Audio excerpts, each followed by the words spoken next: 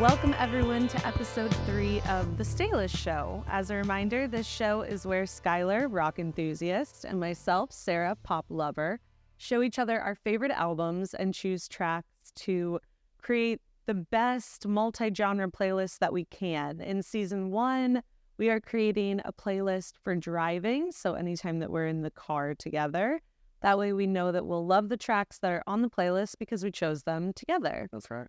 Now, the twist on our show is that whoever chooses the album that week cannot choose tracks from that album. It's only the fresh-eared listener that has the power to choose tracks. So that being said, this week I was the chooser of the album. I chose Plastic Hearts by Miley Cyrus. Yep. And Skylar was the listener, so he has all the power this week. How does that feel, baby? I feel so powerful. Good, you should.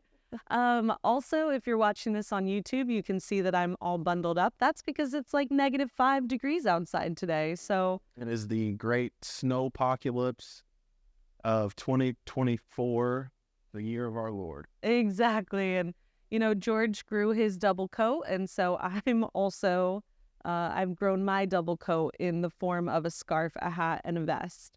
So let's get right into it. So I am going to read off of our producer's notes, our producer being Wikipedia. And that way you guys will have a background of what this album is. So Plastic Hearts is the 7th studio album by American singer Miley Cyrus. It was released on November 27th, 2020 by RCA Records and was her final album with that label. Plastic Hearts is primarily a rock, pop, synth pop, and glam rock record with influences from country, punk rock, new wave, arena rock, industrial, disco, and power pop. Would you say that sums it up pretty well? That sums it up pretty great, actually. Excellent. I would say so too. I would say typically when I talk to people about this album, though, I say like it's like 80s pop, but I think that synth pop kind of brings that in. Yeah, I would even say it kind of floats into the 80s rock. Yeah. It's got a lot of 80s rock-esque to it, for sure. Yeah, this album came out in November of 2020. So I was living in New York City at the time, and it came out and it just like rocked my world. And to be honest, I wasn't creating a driving playlist at the time because I didn't have a car. I was walking everywhere or taking the subway, but it really was an excellent album to put on when you're like power walking or like on a mission somewhere. And so I really feel like this could be a great album to incorporate into a driving playlist. Not that I'm trying to sway your choices. Yeah. No, I totally agree. I think that, I guess we'll just jump right into it. I think that this album as a whole, as its entity, amazing. Yeah? Great album. Yeah. Good album. Wow. I think that Miley Cyrus has always been like a staple. She's awesome.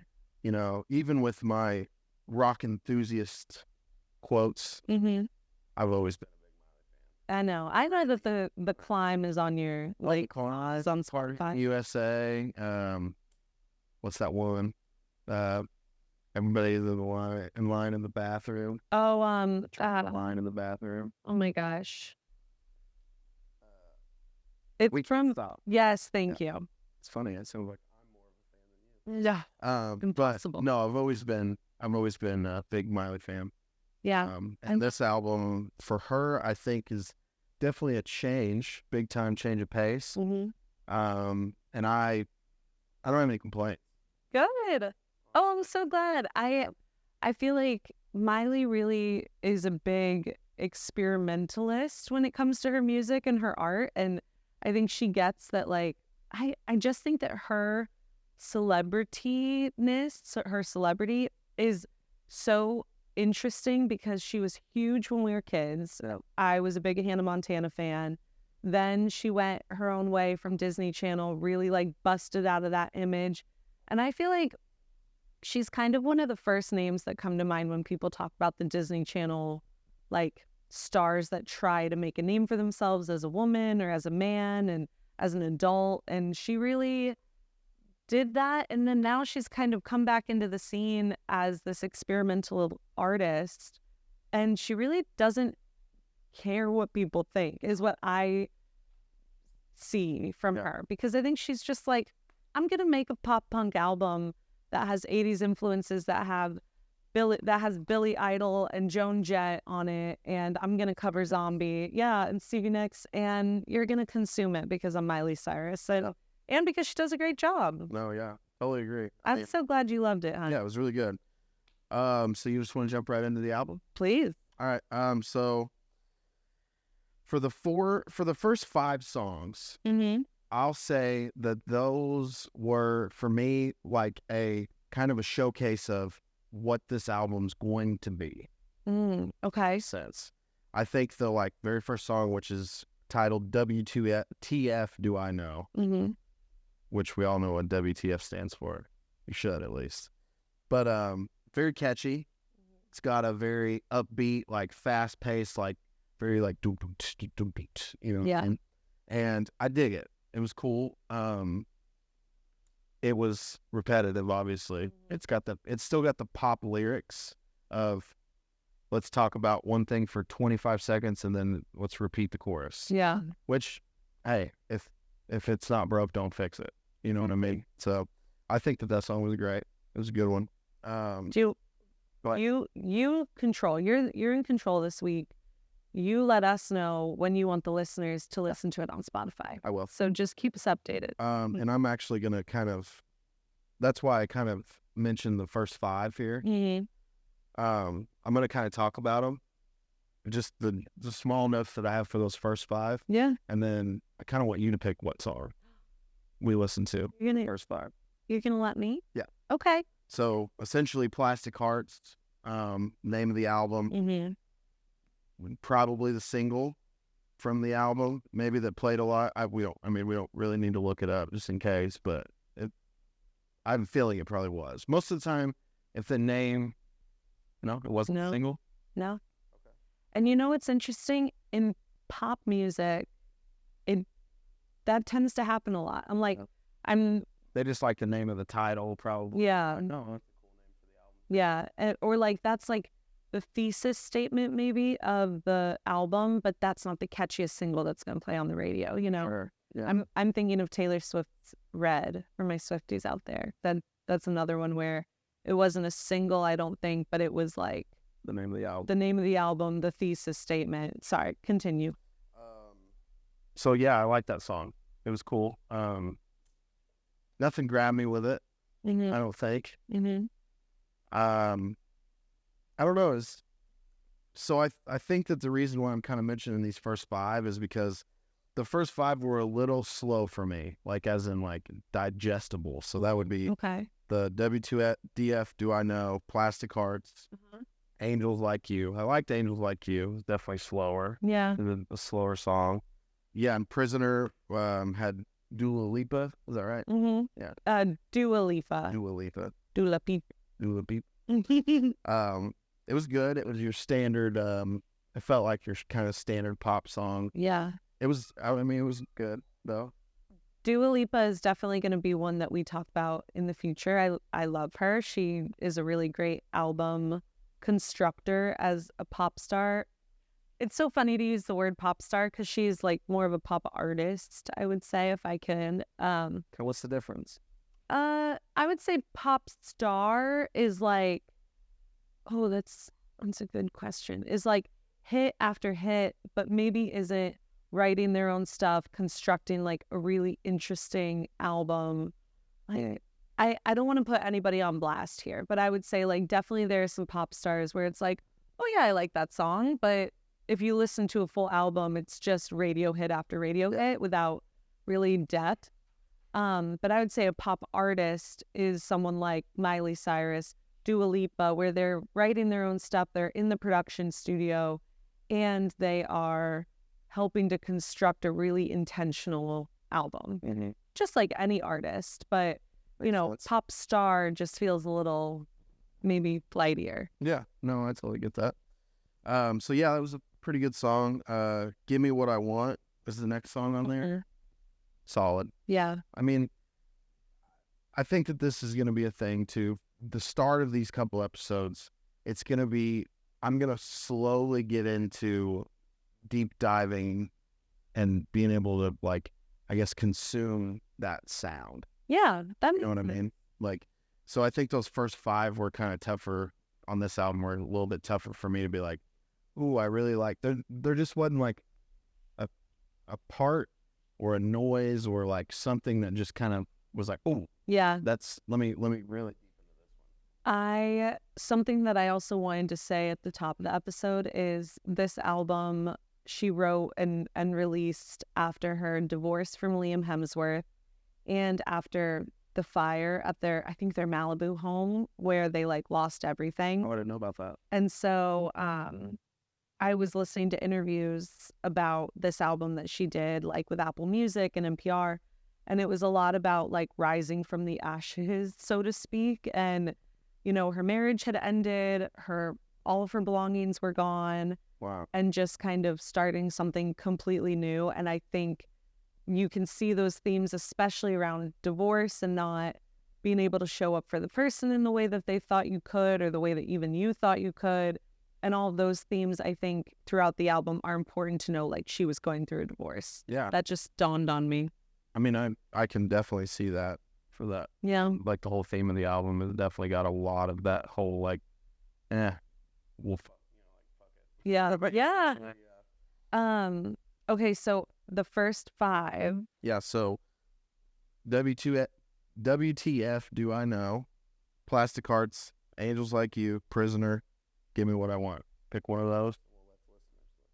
All right, so I will say, of the 5, this isn't necessarily my favorite album of the 5, or my favorite song from the 5, but I think if you haven't listened to the album, which I recommend listening to the album for the episode, just because as a listener or as a viewer, you're going to come in with more opinions and then be able to kind of relate to what we're talking about. But if you haven't listened to the album, I think a good culmination that's going to kind of show you what this album is about is that first track, WTF Do I Know?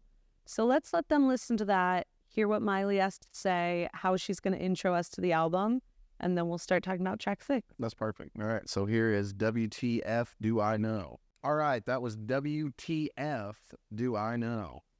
What a banger that was. It really is. It's so good. It's a good song. Very.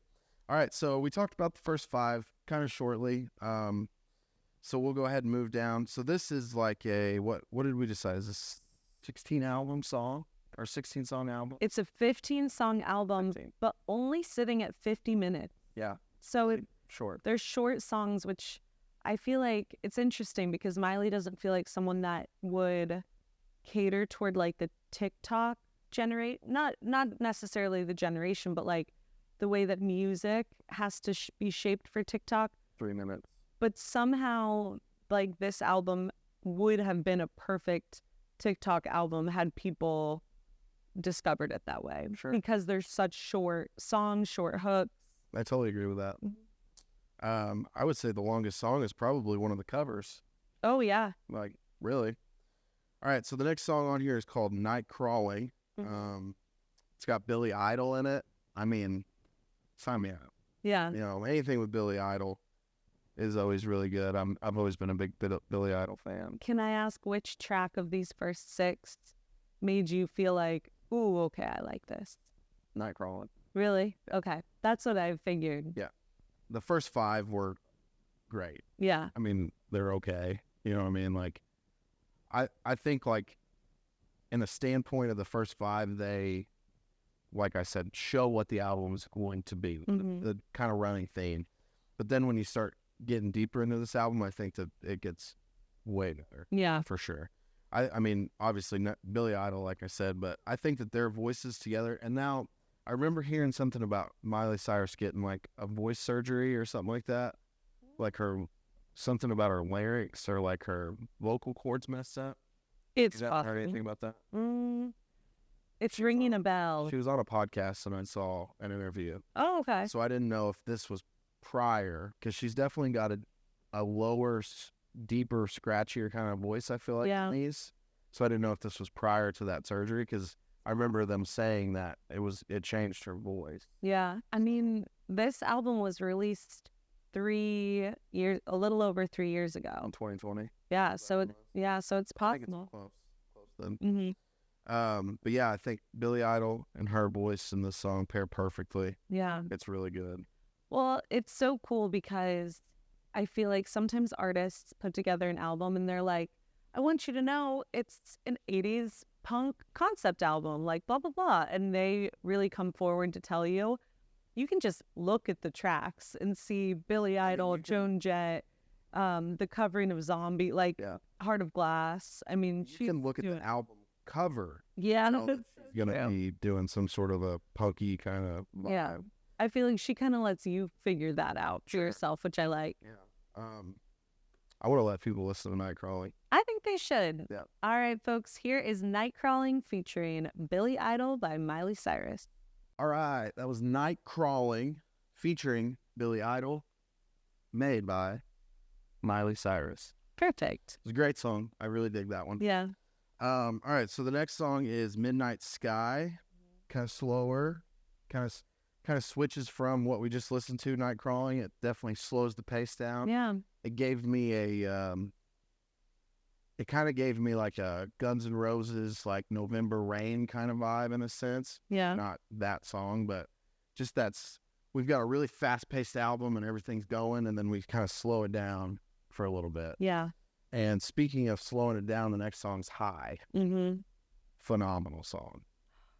It's Such a good song. I would say it's the best song on the album. It is the best song on the album. This is huge news. No question. You know what? I'm not surprised by you liking that song a lot. I think that song is well written. Yep. It's really like the production is really sharp and good on it. So I'm not surprised by that, but that's definitely a deep cut. Yeah. It's hidden in there. Oh yeah, I mean it's the eighth song? Yeah. Eighth song, yeah. Wasn't one of the singles. No, I mean You're not a single guy though. Like you're not a single. not true. I mean yeah, I would say that I'm not actually. Usually the single is, in my opinion, the worst song. Ooh, Personally. okay. That is true. Also, it's interesting because a lot of really good artists choose horrible singles and then those albums flop. Yep. It really is all in the single choice. Oh, 100%.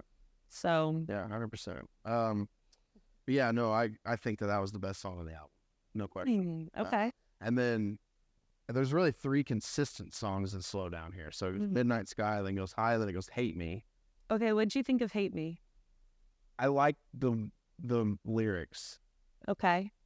I liked the part where it was like, what did it say? Like, I hope when I die, all my friends get drunk and high. Mm-hmm. I think that was pretty cool. You know what's interesting is I watched an interview with her on Apple Music, or like an interview with her, on Apple Music. And they were talking about this album, and she said that Hate Me is the track that a lot of men tend to bring up, talk about, resonate with. And she said, like, women don't seem to be resonating with that as much. That theme of, like, you know, could we put everything behind us if it's an interesting theme. I feel like that. I like the song. That, like, being a ghost at your own funeral, that doesn't get written about a whole lot in song form. I think it was really cool. So essentially, I like the way that this album is structured. So the first 5, I would say, are kind of the upbeat. We're kind of moving along. Nightcrawling kind of switches the sound of the album to that more 80s, like techno-y, rockish kind of feel. Yeah. And then we bring it down for the next 3. Before we get to the next, like, segment, I would call it, like, of the album, I want people to listen to High. Amazing. All right. Here's High by Miley Cyrus. All right. Welcome back. That was High by Miley Cyrus. H-I-G-H. Thank you, honey, for spelling that for us. Yeah. You never know. So we just talked about Hate Me. So the Midnight Sky, High, and Hate Me were kind of the slowdowns, I think, for this little section. And then we come out with Bad Karma. So Bad Karma has got Joan Jett, Heartbreakers. When I saw that in the list, I was excited Yeah. because I love Joan Jett. I mean, And great song. She has a great voice always. do you feel like that song delivered what a Miley Cyrus Joan Jett collab should be? Nope. Absolutely not. What? Nope. I was actually very underwhelmed. I think it had a cool sound. I think that it was like an interesting choice of like how they made the song. Mm-hmm. I think the song sounds very like Louisiana Bayou-ish. Oh, okay. Very like everybody's real low. And, Yeah. That's what I like about it. I mean, it's cool. And like But the I was bum, bum, bum, bum, bow. And Yeah. like that's like Well, that- someone's voice. the voice. That's I think what threw me off. You didn't like I that. didn't like that part. Okay, here's what I'll say. When I first heard this album, I remember feeling similarly because I was like, I almost remember for the first part of it, I was like, is Joan Jett only the That's- voice? That's what I thought too. And I was a little bit like, this doesn't feel good to me. But then the more, obviously then Joan Jett comes in and she has a verse. But I think what's cool is that their voices are so similar. They pair very well, and it was hard for me to distinguish who was who. Yes. And I Yeah. think that's kind of part of the fun of that song. And now when I go back and listen to the album in full, that's not like a song I go for, but every time I hear it, I'm like, gives me bad, come on. I mean, it is a banger. Now, I think that this is a song. So there's a difference in songs. I think that there's songs that hit you in the face Uh-huh. automatically, and what we like to call here, frisson. We're So- finally going to talk about I frisson. know we've been wanting to bring it up for almost 3 episodes now. I So know. frisson is the fact or the act of receiving goosebumps or goose pimples or wherever you're from in the United States of what they call it. Mm-hmm. Chills. The chills, yeah, from audio experiences. So as in like hearing music or someone's voice or anything. And Anything also, audio. I think that frisson can come from like a movie Oh, scene. well, yeah. Well, it's usually audio as well. Yeah, yeah. I think it's, In this case, it's going to be audio. yeah, it's technically audio visual. Unless you're getting frisson right now from seeing us. Yeah. Probably not. Us all bundled up like Yeah, Little you igloo couldn't people. see less of my skin exactly, yeah. if I tried. But so I would say frisson is a big factor for me when it comes to a song really locking in my head. And I would say High gave me frisson for sure. Now there's Makes me happy. a completely opposite version of frisson. Anti-frisson. Are you making this up? Yeah, I just made that one up. Ooh, I just wanted to trademark. graphic.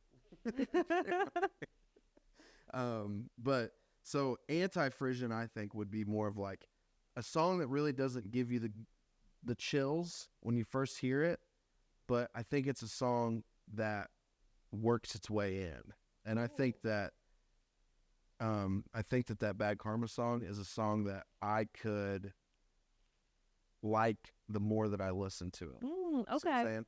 I think that it's like the beat and the song choice or like the background vocals and all that, such an interesting choice and such a weird timing and stuff. It's hard for my brain to kind of like get on with it. Yeah, But it's I not feel your like the more I typical hear it- song. Yeah, Yeah. 100%. So I think the more that I hear that song, the more I like it. Mhm. For sure. That's not saying that I'm picking it though. We don't know. You know what I'm realizing as we're going down the list? I'm sorry to jump ahead. The whole statement I said about like men resonating more with one song, it might have been Never Be Me that she was talking about in that interview instead of Hate Me. Oh, really? So Once watch the again, Miley Cyrus. disclaimer. We're not experts. Please watch the Miley Cyrus interview done by Apple Music. Yeah. We'll link it in our description Professionals. so that you can enjoy that and you can let us know what song she was talking Yeah. about. Please tell us how dumb we are. I love when you do that. Yeah. But yeah, all right, so Never Be Me, that's a good transition. Yeah. I don't have any notes. Yeah, I mean, Never Be Me is, I think it's like one of those songs that it's necessary. Yeah. Like you're doing a pop punk divorce album. Yeah. You need to have a song like Never Be Me. Valid. Yeah. It doesn't necessarily need to incite anything in you or Yeah. inspire. It just has to be there. Sure. moving on, unless you have anything more to put in it. No. Should we let people listen to Bad Karma and tell us what they think about the dum bow bum bow bow? Yeah. I feel like Blue from Blue's Clues. You did. Bow, bow, bow. Guys, go listen to Bad Karma featuring Joan Jett by Miley Cyrus, and then we will see you back here after. You actually don't have an option. You're going to listen to it right now. All right, folks. That was Bad Karma by Miley Cyrus. Featuring Joan Jett. That's going to be fun to edit. I'm kidding. All right, so we've talked about Never Be Me. We're not being very good about talking about a song and then letting that song play. I feel like every time we've played a song, we've been like, we'll go 3 down and be like, oh, actually, I want them to hear this song too. Well, they heard WTF Do I Know, Night Crawling, High, and Bad Karma. I feel like that's a good track record. No, it is. But what I'm saying is we'd already talked about like 2 songs below it and then been like, let's go back and let them listen. I know. That was my bad because I definitely... Well, we're both bad at this. Isn't that nice to be in the company of people that aren't good at their jobs? Version. Hold on, we get it. Version. Wonder Twins, activate. Okay, so moving on. Golden G-string, what'd you think? I like the title's funny. It is funny. Because She's a good sense of humor. Yeah, she's definitely like talking about her past life, like her. What was that song she made? 23. Was it a song called 23 with Juicy J? Oh, I don't know. Got my shirt. Where she's like the music video where it's like Michael Jordan. She's wearing like shoes. Shoot, I think I do know what you're talking about. You know exactly what I'm talking about. Yeah, 23 by Mike Will Made It. Yeah. And Miley Cyrus. Made It. You know that. Don't say it like you don't know who that is. I can assure you I don't, but I support you. Oh, well, you should know, because that was actually a pretty good song. But that was when she was back in her, like, shooting glitter out of a cannon and lifting the crowd off and being naked in a bed on stage and stuff like that. So I think she was kind of taking a, like, not a stab at herself, but, like, kind of being like, somebody's got to do it. Yeah. Like, I think one of the lines is, like, somebody's got to wear the golden G-string. Yeah, that's funny. I think it's funny. I don't think it's like a song that I would want to listen to all the time. Yeah. But I think it is like, it's good placed on this album. I think it's like it's a nice track. Yeah. That way. So we move on to Edge of Midnight. My God. So cool. Well, because you're like, so Midnight Sky was one of the singles on the album, which I think is, you could assume, because it's like, it's telling you what the album's about, but it's also upbeat, or like, it's more poppy, more built for the radio. And the remix to then have Stevie Nicks come in, it just amplifies it. Well, so it's essentially whatever Word Salad was saying here. It was essentially just Midnight Sky. It's essentially the song. Vegetables. It was essentially the song prior, Midnight Sky, and they took clips from Midnight Sky and mixed Edge of 17 by Stevie Nicks. Yeah. Thank you. You're welcome. Got your back. Version. I didn't mean to make fun of you. I'm sorry. Yeah, that's all right. We'll talk about this offline. We'll fight about it. Just kidding. Oh, no. But no, Edge of Midnight. I really liked it. I really, really liked it. Good. I wish, the only thing that I have to say about it is I wish that Stevie Nicks re-recorded her parts. Because those are just sound bites from Edge of 17 from like 70s or 80s when it came out. Still really cool. But Stevie Nicks has a way different voice now, which I've seen her live, by the way. Got to see Flex. Mac. Yeah, big flex. Flex alert. I did get to see Fleetwood Mac. It was really cool. Will you edit Flex alert? Yeah, there's a lot of editing already going to happen, but I'll try. Well, you should be nicer to me, and I won't make it so hard on you. You're right. I'm sorry. No, it's okay. Let's be friends again. Okay, good. But yeah, Stevie Nicks' voice is way different now. It's got a little bit more maturity to it, I feel like. Kind of like when Stevie Nicks split up in like the late 80s, early 90s, kind of started making her own stuff, which is when she made this Edge of 17. Yeah. Because that was not a Fleetwood Mac song. That's just a Stevie Nicks. Oh, I didn't know that. And you can tell when she sings it now compared to back, you know, I don't know. I don't remember when that album came out. Yeah. Her voice definitely sounds a lot more a lot different now. And it would have been cool to kind of have like that Joan Jett feel of like what they did with this, which I would say legality wise was still insane for her to get clips of Edge of 17 to be able to use, and the beat and everything. Here is what's so cool about Miley Cyrus, and this is like classic, you know, Nepo baby stuff. Miley Cyrus is the goddaughter of Dolly Parton. Yep, I knew that. And so I really feel like when you look at this album, it's also her being like, and these are the people I hang out with. That's like, true. You know, it's like Stevie Nicks owed Dolly Parton a favor, or like, owed Dolly Parton a favor and was like, yeah, she can use it. You know, it's just Probably. the industry and all of these people, you know, maybe not Dolly Parton in particular, but like Miley Cyrus's dad. Or her dad, Billy Ray. Yeah. That boy was as big as it came. Yeah. You know, 80s, 90s country, he was huge. Oh, yeah. And so I feel like all these people feel very much like they were probably just over for Christmas Eve and recorded this with her, you know. It's an interesting statement on how well connected Miley Cyrus is, even at her age. Well, I think this is the perfect time to let them listen to Edge of Midnight. Yay! All right, here's Edge of Midnight, the Midnight Sky remix featuring Stevie Nicks by Miley Cyrus. All right, welcome back, everybody. That was Edge of Midnight by Miley Cyrus. Featuring Stevie Nicks. Yeah. Tell me what you think about that one. I mean, I thought it was great. So. Yeah. Moving on, we start the covers of the album. So there's 2 covers on this album. Yeah. One is Heart of Glass and that's Blondie, correct? Yes.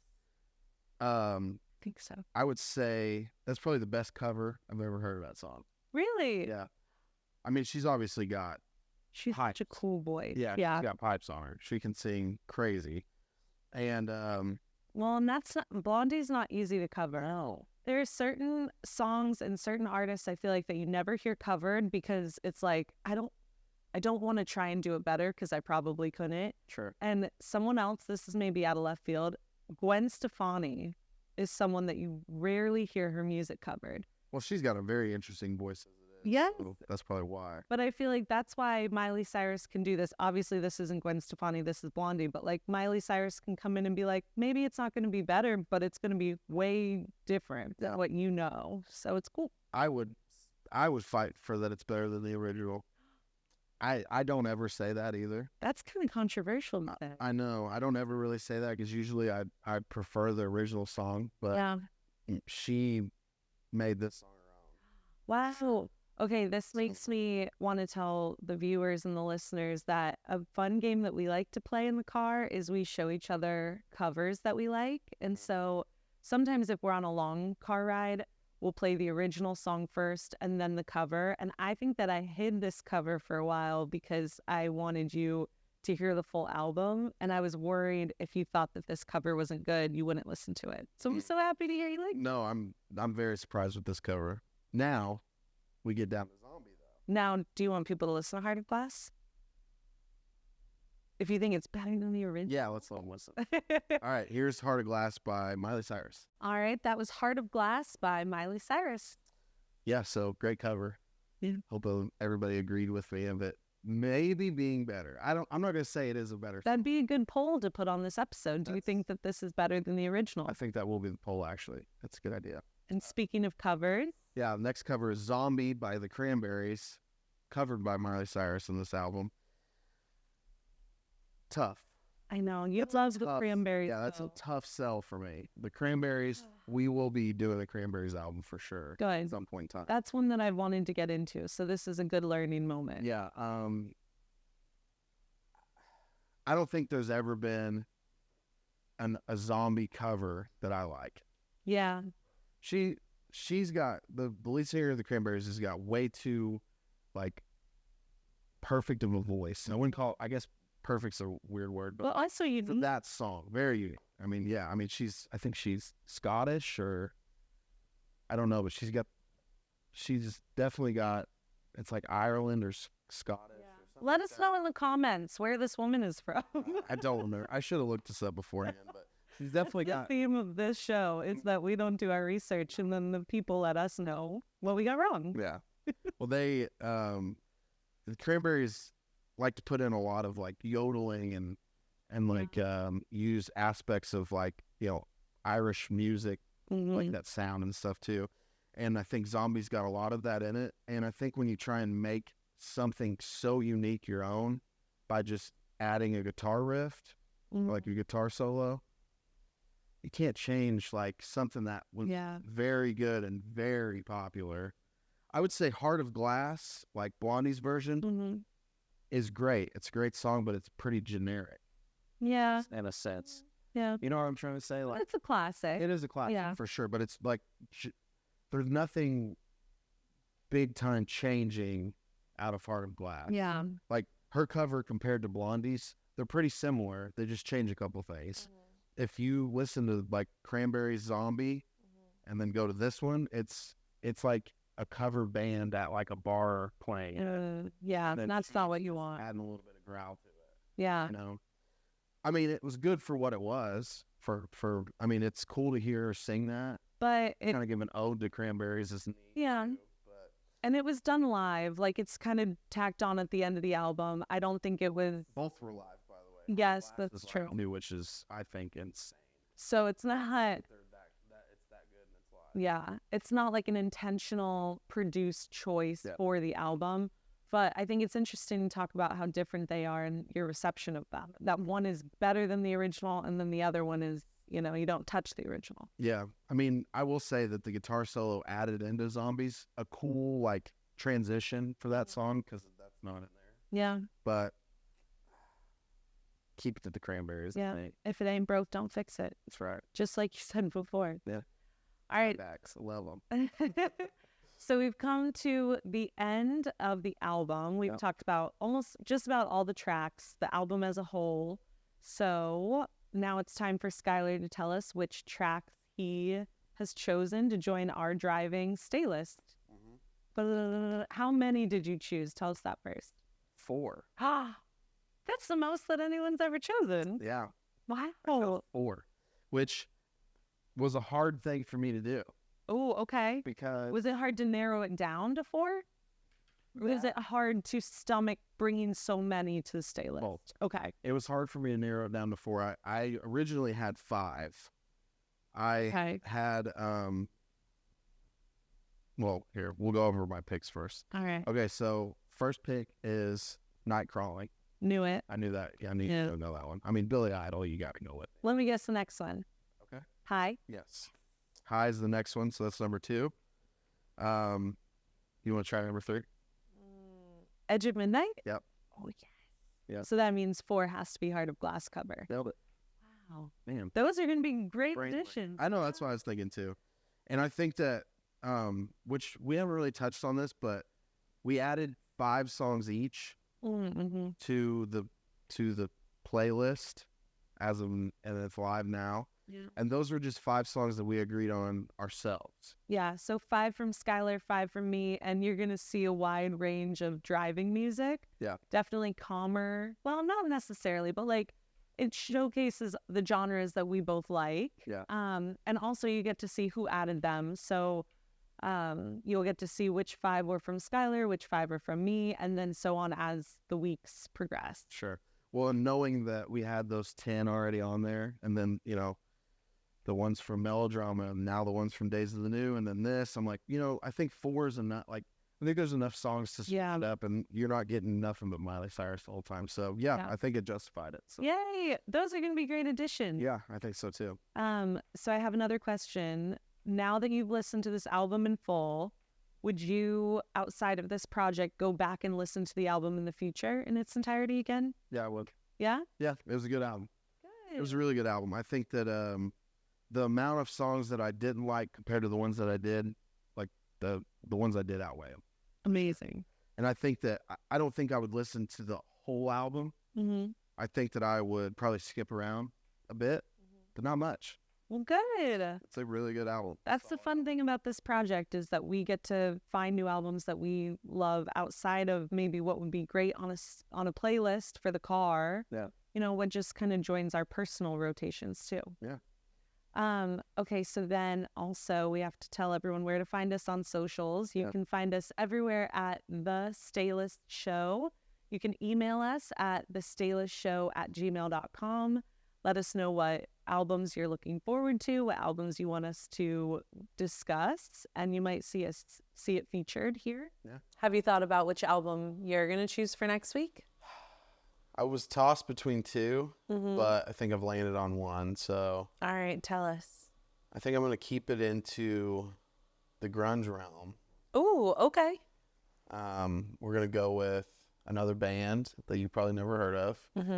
Stone Temple Pilots is the name of the band. Okay. And the album is called Core. Core. Yeah, Core. It is, they named the album after the apple core in the Garden of Eden. Ooh. Give you kind of a... What a very specific character in folklore to have something named after. Yeah. I love it. Yeah. Can't wait to listen. It's 1992 is when it came out. Okay. Yeah.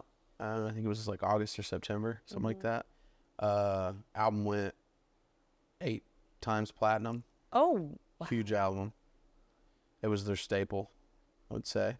Amazing. Yeah, so I think you're going to enjoy it. It's interesting that you've chosen now 2 90s grunge tracks, and my more like pop alternative choices have been between 2015 and 2020. Yeah. I think I'm kind of going to climb backwards. I like that. So Awesome. Well, I look forward to listening to it. All right. So before we go, what culture have you been consuming besides Plastic Hearts by Miley Cyrus? I would say I've been playing a game on my Nintendo Switch called Stardew Valley. It's like a kind of 8-bit style game, lower end graphics. You just farm. Yeah. It's a very chill game. Like, it's nice to play before bed, tend to your ducks and goats and cows. I always show Sarah what I name my animals. They're always just Pruffy. Pruffy's my dog's name. Yeah. Oh, what's the goat? I think I have like 5 or 6 They're goats. called like Bebop and Boji. Yeah, I think I got Bonkers as one of them. And, But we kind always of say like goodnight to all the livestock before we go to bed. all my animal names are kind of like a fever dream, honestly. And if I talk to him while he's playing and he says, "What? Sorry, I wasn't listening," I'll say, "I know, you're at work." Yeah. So he's hard at work as a farmer. Yeah. It's hard work, but it's honest work. It's honest work, brother. Yeah. I have been revisiting Gilmore Girls as I do every year, multiple times a year. And when it gets cold outside, it's just a cozy show to put on while you're cooking or while you're folding laundry. And so I've been back in my Gilmore Girls era as if I ever left, which I never have. So Well, it's a good media to consume. exactly. Nice and cozy. That's all right. All right. Well, thanks everyone for joining us for this week's episode of The Staylist Show. I'm Sarah Alonso. And I'm Skylar Anderton. See you next time.